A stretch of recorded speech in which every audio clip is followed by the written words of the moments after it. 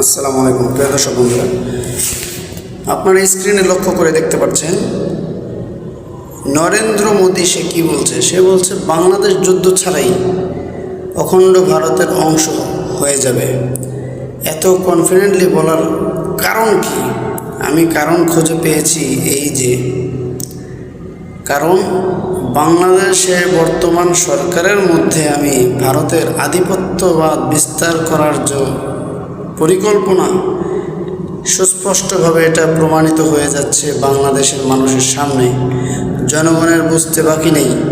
সুতরাং আমি এখনও বলতে চাই, বাংলাদেশের জনগণ ভারতের আধিপত্যতা মেনে নেবে না, অখণ্ড ভারত হতে দেবে না।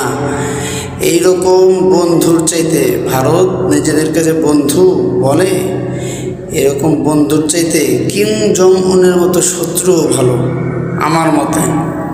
আপনাদের মত যদি ভিন্ন কিছু থাকে অবশ্যই সেটা প্রকাশ করে যাবেন কমেন্টের মাধ্যমে। ধন্যবাদ, ভালো থাকবেন।